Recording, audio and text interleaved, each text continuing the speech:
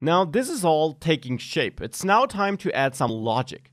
And with logic, I mean write some code that does something when either of these buttons is clicked. Now, of course, later we'll do this with the help of Angular in this course. But as I mentioned multiple times, you don't need to do that with Angular. This here will work with vanilla JavaScript as well, because we're just throwing a couple of web components into our app. We can interact with them just as we can do with normal HTML elements. And that, by the way, of course, is also the reason why you can use Ionic 4 and later versions with Angular, with Vue, with React, with whichever framework you want. Now, let's add an app.js file here, and you can name the file however you want, of course.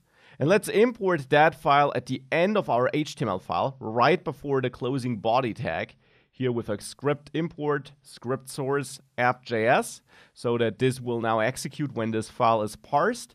And in here, I want to get access to my inputs to read the values in them. I want to get access to my buttons to add click listeners to them. And of course, I also want to output some data we entered below this card. So here, we're actually outside of this column and row. So first of all, to get access to the inputs in the button, I will add IDs to them. You could add CSS classes or use the tag selectors, though since we have multiple Ion inputs, using the tag selector to get access to them would work, but would be a bit more tricky. So here I'll just give this a reason or a input reason ID.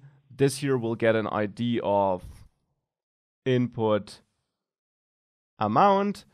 And for the buttons here, this first button will get an ID of button cancel, and the second button down there, this one will get an ID of button confirm. Now, obviously, you can use any ID names you want. This is not an Ionic feature. These are regular HTML IDs. With these IDs assigned, let's go into app.js and store references to these elements in some constants, like the reason input here. We can get access to it by using document query selector and then hashtag to use the ID selector input reason. And of course, this here, this text here, this name here should match the ID name you assigned here, input reason. Next, we'll get access to input amount. And for that, let me just duplicate this line here, name this amount input, and get access to input amount. So these are the two inputs. Of course, I also want to get access to my buttons. So I'll have my cancel button, which I get access to with document, query selector, and then hashtag button cancel was the ID I assigned. And last but not least, the confirm button with document, query selector, hashtag button confirm.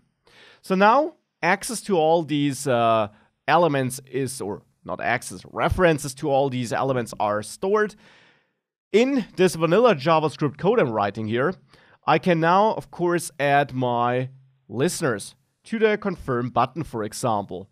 We can add an event listener to the click event, and then this function here will get executed once we click on the button.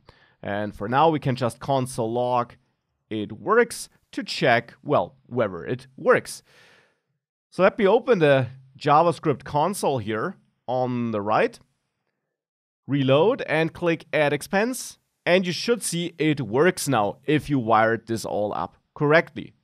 Now that is perfect. As a next step, let's make sure we actually read the values we store in here and that we then, well, are able to validate them and output them below our card here.